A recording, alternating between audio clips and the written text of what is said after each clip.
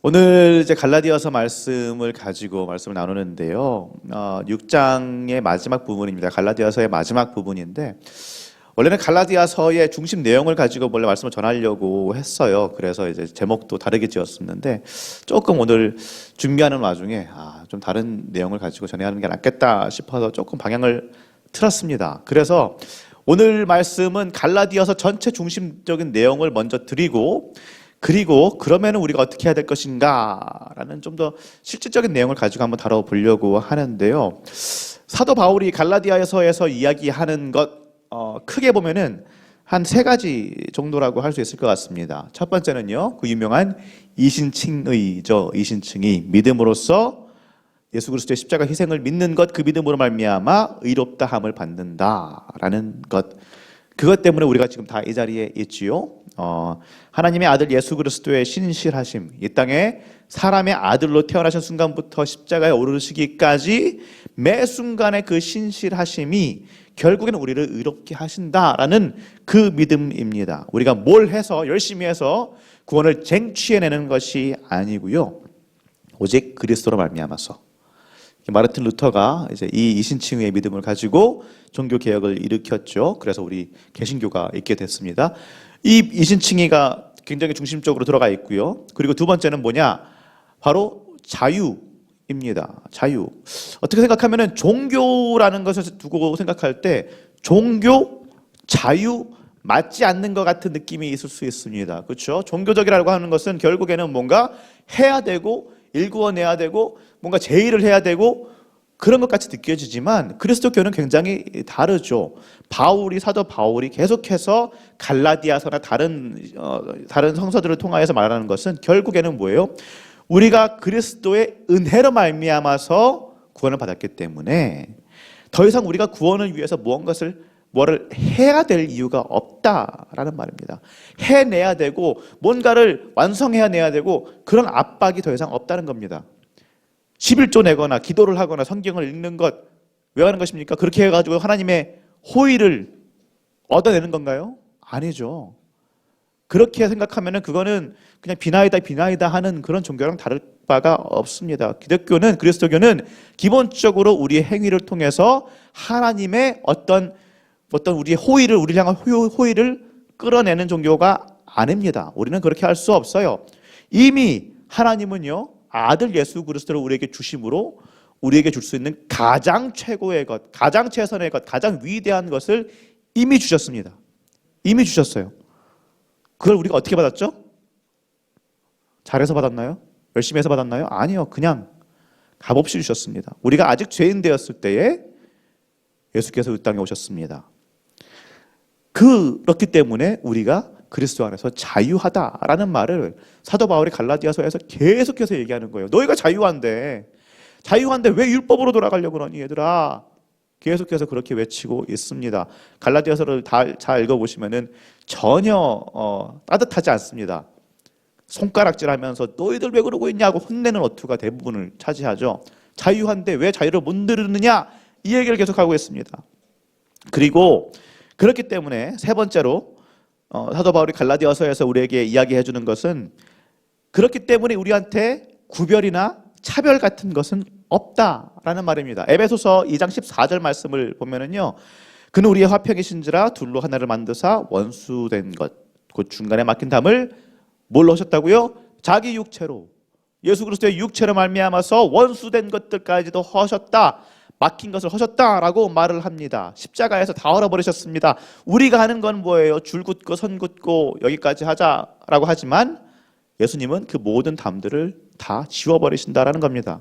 그래서 갈라디아서 3장 28절 말씀에 말씀하듯이 너희는 유대인이나 헬라인이나 종이나 자유인이나 남자나 여자나 다 그리스도 예수 안에서 하나다 라고 말씀을 합니다.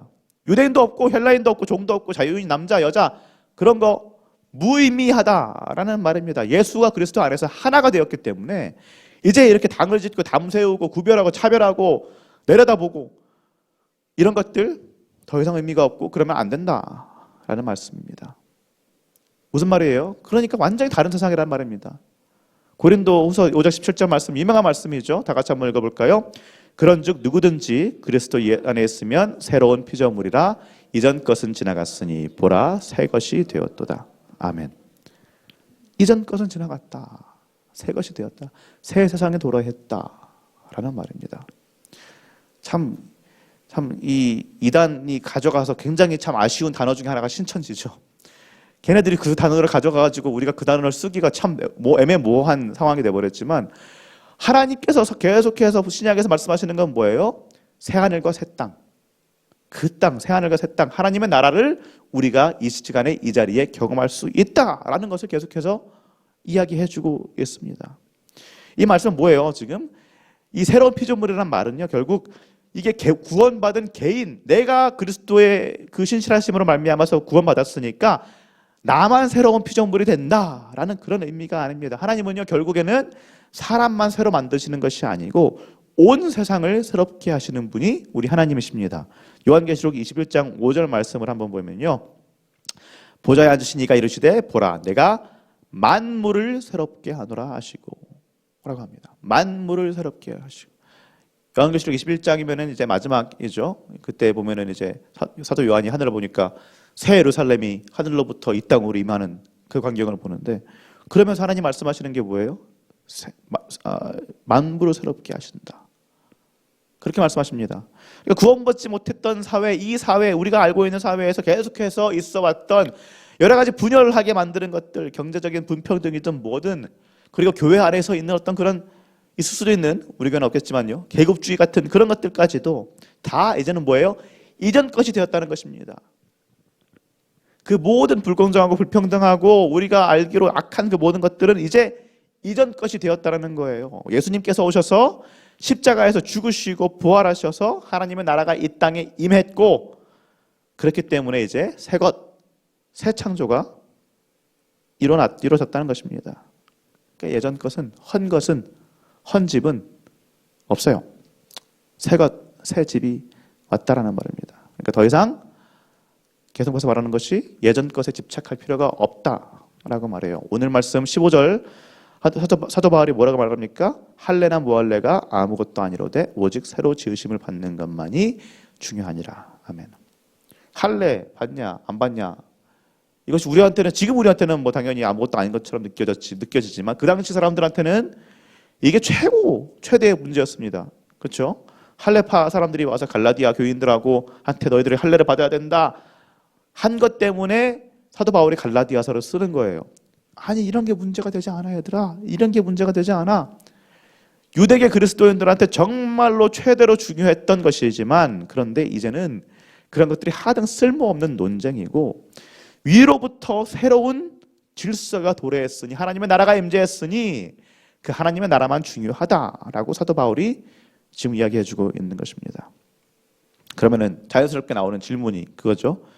새로운 질서, 이 하나님의 나라, 우리 가운데 임했다고 하는 하나님의 나라, 이것이 어떤 모습이 되어야 될까요? 이것이 사도 바울이 갈라디아서에서 중점적으로 다루는 또 이제 마지막 주제인데, 하나님의 나라가 어떤 곳이냐?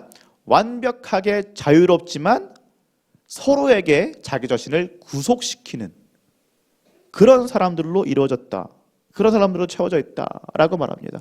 자유한 사람이에요. 자유민이에요. 예수 때문에 자유하게 됐어요. 그런데 그 자유를 내 것으로 여기지 않고 너를 위해서, 당신을 위해서, 우리를 위하여서 내려놓는 겁니다. 서로를 섬기는 겁니다.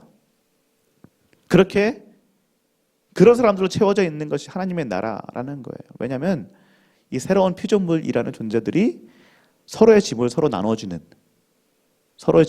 그런 사람들이기 때문입니다.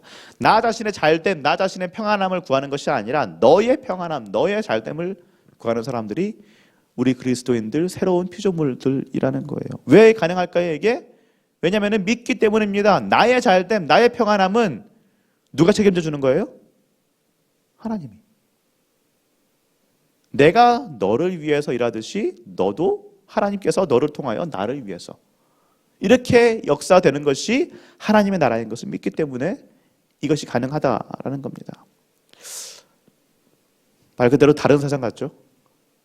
다른 세상 같습니다. 하나님의 나라라고 하는데 너무 지금 우리가 알고 있는 세상과 달라서 완전 딴 나라 이야기 같습니다. 그래서 보면은 예수님하고 바울은 이 삶에 대해서, 이 새로운 세상에 대해서 얘기할 때 오는 세상 혹은 뭐 다가올 세상, 한국어 성경 보면 이제 내세라는 단어를 많이 쓰는데, 사실 내세라는 단어가 번역어가 좀 문제가 좀 있죠. 죽음 후의 세상 같이 그냥 그렇게 읽혀지는데, 원어로 보면은 그런 의미가 아닙니다. 그냥 오는 세상, 다가올 세상이라는 의미죠. 그러니까 다가온 세상, 오는 세상, 아니면 새로운 피조물, 새로운 피조 세계, 이런 말들을 많이 사용했습니다. 그리고 이 새로운 세상, 하나님께서 보내주시는 이 세상, 하나님의 나라의 반대급부에 있는 것을 세상 혹은 이 땅, 옛것, 이런 말로 표현을 했죠. 어쨌든 성경은 계속해서 말하는 것이 무엇이냐? 갈라디아서에서 사도 바울이 말하는 것은 무엇이냐? 이전 것, 그러니까 어떻게 얘기하면 헌집이죠. 헌집은 지나갔고 이제 새로운 세상, 새 피조물, 하나님의 나라, 새로운 집, 새 집이 우리 안에 임했다라고 선포하는 것입니다. 그런데 아까도 얘기했지만은요, 이렇게 딱 듣다 보니까 설명이 길어서 좀 졸리기도 하시겠지만 마음이 좀 불편하시기도 하시지 않을까 싶습니다. 어떠신가요, 성도님들? 지금 새로운 세상에 살고 계십니까? 새 집에 살고 계시는 것 같으십니까? 내가 새로운 피조물로서 하나님의 나라에서 정말 그 새로운 삶을 누리며 살고 계십니까? 아니면 아직까지 여러 가지 잘못된 야망들과 내 욕망들과 그런 것들에 얽매여서 나 자신의 유익만 구하면서 그렇게 살고 계시나요? 서로의 짐을 지어주고 계십니까? 아니면 내 짐들 그 무더기에 파묻혀서 낑낑대면서 어찌할 바를 모르고 계십니까? 저부터 고백하자면 저부터 그 새 집에서의 삶을 잘 살고 있는 것 같지 않습니다. 예수께서 분명히 이 모든 옛 것들, 옛 죄악들에서 저를 구원하셨음을 믿지만, 그런데 저희 옛사람은 어떻게 하는 거예요? 계속해서 그 옛 것들, 좋지도 않은 옛 것들을 향해서 고개를 돌리고 그걸 위해서 손짓을 하는 겁니다. 그러니까 성도님들도 아마 다 어느 정도는 비슷하시지 않을까 생각합니다. 네, 저만 그런 건가요? 네, 바울도 그랬던 것 같아요. 네, 바울도 그랬던 것 같습니다. 그러니까 로마서 7장 24절 보면은 바울이 뭐라고 말합니까? 오라, 나는 공고한 사람이로다. 나는 공고한 사람이로다. 이 사망의 몸에서 누가 나를 건져내랴? 라고 한탄을 하죠. 고대 로마의 가장 흉악한 형법 중 하나가요, 십자가형이 있지만 또 하나는 그 죄수의 몸에다가, 등에다가 죽은 시체를 묶어놓는 거라고 합니다. 죽은 시체를 묶어놓고 생활하게 하는 거예요. 그러면 어떻게 되나요? 어디에 가든 내가 뭘 하든지 간에 계속 붙어 있어요. 근데 죽은 시체는 어떻게 되죠? 점점점 상하고 썩죠. 냄새나고, 그러면서 썩고 짓물러지고 그러다 보면은 내 몸도 썩습니다. 내 몸도 썩어요. 그러다 죽는 거예요. 이 아마 뭐 학자들 얘기하는 게, 지금 이 사망의 몸이라는 이 단어가, 바울이 쓴 이 단어가 지금 이 형벌을 생각하고 바울이 썼을 것이다 라고 말을 합니다. 그만큼 끔찍하고 그만큼 어렵다라는 말이죠. 내가 하고 싶은 대로 할 수가 없고 이 죽은 시체 같은 내 옛것이 아직까지 나를 끌고 가고 있다. 이 한탄을 하는 거예요. 참 어렵습니다. 그죠? 마치 죽은 혹은 죽었어야 되는 나의 그 과거, 나의 그 자아가 계속해서 나한테 붙어서 내 삶을 좌지우지하고 있는 겁니다. 하나님께서는 분명히 새 것이다라고 하는데 내 삶의 모습은 새 것 같지가 않는 그 모습. 이걸 가지고 우리가 이제 보통 신학적으로 얘기할 때 이미, 그러나 아직, 이렇게 표현을 합니다. 이미, 그러나 아직. 무슨 말이냐? 하나님의 나라는 이미 이 땅에 임했습니다. 그러나 아직 완전하게 임한 것은 아니에요. 하나님의 나라가 위로부터 혹은 미래로부터 이 땅으로 이렇게 내려온다고 하면은 그 첨단은 이미 우리 안에 있지만 아직 온전하게 완벽하게 우리 가운데 있는 것은 아니다 라는 겁니다. 우리는 분명히 새로운 피조물이 맞아요. 새로운 피조물, 하나님께서 우리를 새롭다 하셨으니 새로운 피조물이 맞습니다. 그런데 우리가 아직 사는 곳이 어디예요? 아직 이 세상에 살고 있습니다. 그러니까 뭐 정말 조약하게 뭐 비유를 하자면은 이런 거예요. 청약이 됐습니다. 네, 계약금, 중도금 다 치르고 잔여금까지 다 치렀어요. 이제 내 집이에요. 법적으로 내 집입니다. 그런데 아직 인테리어 하고 있는 거예요. 그래서 못 들어가고 있는 겁니다. 이미 내 집이 됐는데 아직 진짜 내가 살 수 있는 집은 아닌, 뭔가 그런 굉장히 조약하고 완벽하지 않지만 그런 식의 느낌인 것입니다. 참 어렵죠. 우리가 살고 있는 이 세상의 많은 부분들은 아직까지 옛 세상의 모습을 유지하고 있죠. 아직까지 내가 최고라고 말하고 나만 잘 되면 된다라고 가르치는 것이 이 세상입니다. 라인홀드 니버라는 유명한 신학자가 말한 것처럼 아무리 개인들이 선하다고 할지라도 그 선한 개인들이 모이면은 이기적이고 적대적이고 악해지기 마련입니다. 적을 상정하고 그를 통해서 우리가 되어지는 것이 인간의 습성입니다. 예수님은 분명히 서로 사랑하라라고 말씀하셨지만 세상은 아직도 너 자신을 사랑하라라고 명하죠. 아니면 우리만 사랑해라라고 명합니다. 그런 세상을 살고 있는 우리, 그럼에도 불구하고 하나님 나라를 살아내라고 명을 받은 우리, 어떻게 해야 됩니까? 갈라디아서 1장 4절 말씀 보면은요, 이 악한 세대라는 말을 쓰죠. 이 악한 세대에서 우리를 건지시려고 뭐라고 말합니다. 이 악한 세대에 살지 말고 이 악한 세대의 마음, 이 악한 세대처럼, 악한 세대가 말하는 것처럼 살지 말고 계속되는 이 악한 세대, 이 헌집, 그리고 하나님의 나라 이 새집, 이 두 세계의 긴장감 속에서 우리는 어떻게든 하나님의 은혜만 붙들면서 어떻게든 새로운 피조물로 살려고 몸부림 쳐야 되는 것입니다. 어떻게 우리가 그렇게 할 수 있을까요? 어떻게 우리가 이 세상이라는 이 헌집에 사실상 거주하면서 하나님의 나라라는 새 집에 사는 것처럼 그렇게 살 수 있을까요? 뻔한 이야기 같지만 당연히 첫 번째는 뭘까요? 기도해야 됩니다. 첫 번째는 기도하는 거예요. 당연하죠. 그런데 그 기도가 어떤 기도해야 될까요? 내 뜻과 내 의지를 관철시키기 위한 기도가 아니라 하나님의 나라가 이 땅에 더욱더 온전하게 임하게 해달라는 그 간구가 있어야 됩니다. 주기도문의 시작부터 그렇죠. 하늘에 계신 우리 아버지의 이름이 거룩히 여김을 받으시오며 나라의 마옵시며 아버지의 뜻이 하늘에서와 같이 이 땅에.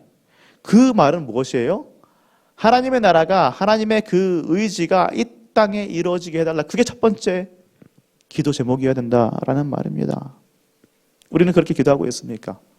오늘 이 시간 이 자리에 오신 우리 성도님들 많은 기도 제목들을 가지고 오셨는데 가슴속에 내가 가장 첫 번째 불타는 기도 제목은 하나님의 나라가 이 땅에 오게 하옵소서 라고 자신 있게 말하실 수 있는 분, 저는 아닙니다. 그러고 싶지만 실질적으로는 그렇지 않아요. 그런데 이렇게 해야 된다는 말입니다. 조금씩 우리가 기도를 통하여서 나 자신을 치면서 하나님의 나라가 가장 우선순위가 될 수 있도록, 그래서 먼저 그 나라와 그 의를 구할 때 모든 것을 허락하시고 모든 것을 주실 하나님을 믿고 하나님의 나라와 하나님의 의를 구하는 그 기도가 선행되어져야 된다는 말입니다. 두 번째는 뭐예요? 당연하지만 평생 동안 들으셨겠지만 말씀을 봐야죠. 말씀 봐야 됩니다. 왜 읽습니까? 근데 1독, 10독, 100독 하면은 하나님의 더욱더 큰 은혜를 주시고 복을 주시고 그런 겁니까? 10독 하면은 이거 이만큼 주시고 100독 하면 이만큼 주시고. 근데 아까 말씀드렸죠. 기독교는 그런 종교가 아닙니다. 내가 더 많이 하고 더 잘한다고 해서 더 주시는 그런 하나님이 우리 하나님 아니십니다. 성경 왜 읽습니까? 하나님의 마음을 알기 위해서. 하나님의 마음을 알기 위해서 보는 겁니다. 성경이 어떤 내용입니까? 크게 보면은 그렇죠. 하나의 이야기를 성경에 전해줍니다. 삼위 하나님께서, 그러니까 공동체로 이미 존재하셨던 그 하나님께서 더 큰 공동체를 위해서 우리와 관계를 가지시기 위해서 세상을 창조하셨죠. 그런데 인간은 그 신적 공동체에서 벗어나서 홀로 오롯이 존재하려고 떠나왔습니다. 그것이 선악과의 은유입니다. 그런데 하나님은 어떻게 하세요? 그렇게 떠나간 자녀들, 인간들 버리지 않으시고 포기하지 않으시고 계속해서 메신저들을, 선지자들을 보내셔서 돌아와라. 돌아가다간 너희들아 돌아와라. 계속 부르세요. 그런데 그래도 안 돌아오니까 어떻게 합니까? 하나님이 자신이 내려오시는 겁니다. 그냥 본인이 그냥 자신을 낮추셔서 우리와 함께 하시겠다 해서 사람이 되셨어요. 그런데 우리는 어떻게 했어요? 그분을 십자가에 못 박아 죽였습니다. 그런데 이 천인 공노할 사건, 말도 안 되는 사건에도 하나님은 그럼에도 불구하고 우리와 화해하시고 그분을 하나님의 아들을 살리셨어요. 그리고 그 예수님을 통해서 새로운 피조물, 새로운 시대, 새로운 공동체를 만드셨다. 이 이야기가 성경 처음부터 끝까지 해서 쭉 이어지는 아주 중요한 이야기입니다. 많이 들어보셨을 겁니다. 근데 문제는 뭐냐면요, 많이 들어봤으니까 우리가 이걸 안다고 착각해요. 다 알고 있다라고 착각해요. 그러니까 이거 굳이 아니면 그냥 일독하기 위해서, 십독하기 위해서 그냥 읽을 때도 있습니다. 그런데요, 이 말씀을 붙잡고 이 말씀 안에 있는 하나님의 그 세미한 음성을 우리가 듣기 위해서는요, 실질적으로 정말로 제대로 앉아서 생각을 하면서 읽어야 됩니다. 성경이 너무 길죠? 헬라 원문으로 보면은 44만 3,113단어로 이루어졌다라고 합니다. 그래서 어디서부터 시작해야 될지, 어떻게 읽어야 될지도 모를 수도 있지만, 뭐 추천드리는 것은 복음서부터 쭉 그냥 읽어보시기를 바랍니다. 창세기부터 읽으면은 중간에 멈춥니다. 레위기에서 이제 고비가 오시는 거 다 아시죠? 네, 많이 그러셨을 겁니다. 그냥 복음서부터 그냥 읽으시고 쭉 읽으시면서 예수께서 어떻게 하셨는지, 예수께서 우리에게 말씀하시는 것이 무엇인지 그거를 알아보고, 그리고 그 시각을 가지고 구약을 읽어보시면 훨씬 더 이해가 잘 되시리라 믿습니다. 자, 시간이 없어서 제가 빨리빨리 합니다. 죄송합니다. 제가 설교를 너무 길게 썼네요. 두 번째가 성경을 읽는 것이고, 세 번째는 뭔가요? 우리가 이 헌집에서 새집처럼 사는 것, 이 세 번째 방법은요, 결국에는 한마디로 말하면 신문 읽는 겁니다. 신문. 칼 바르트라는 목사님이 이런 말했죠. 한 손에는 성경을 들고 한 손에는 신문을 들어라. 그리고 둘 다 읽어라. 그런데 성경을 가지고 신문을 해석해라. 무슨 말이에요? 우리가 요즘에 조개 신문 읽는 사람들은 많지 않지 않습니까? 그러니까 그 신문을 읽어라라는 말이 아니라, 그냥 신문만 읽어라라는 말이 아니라, 결국에는 이 시대, 이 세대, 이 세상에 대해서 알아라라는 말입니다. 파악하라는 말이에요. 예전처럼 그냥 죄 많은 이 세상 내 집 아니네 하고 그냥 내팽개쳐 두고 그냥 그렇게 살라는 말이 아닙니다. 다 포기하고 다 신경 끄면은 그것도 편하고 좋겠죠. 그냥 세상 다 등지고 수도사처럼 사는 것도 그 분명 의미가 있겠죠. 그런데 하나님이 정말로 우리를 통해서 이 땅에 하나님의 나라를 이끌어 가신다라고 우리가 고백하듯이 그렇게 생각을 한다면 우리가 이 땅에 대해서 알아야 될 필요가 있다라는 것입니다. 그렇지 않다면 우리는 그냥 지하철 보면은 왔다 갔다 하면서 그냥 예수 믿으세요, 예수 믿으세요, 예수 천국 불신지옥 그러시는 분들과 다를 것이 없는 거죠. 그런 분들을 통해서도 하나님 역사하시겠지만, 그럼에도 불구하고 우리가 그렇게 돼야 되는 것이 아니라 우리는 커뮤니케이션, 의사소통을 하면서 세상 가운데 하나님의 음성과 말씀을 전달해야 되는 것입니다.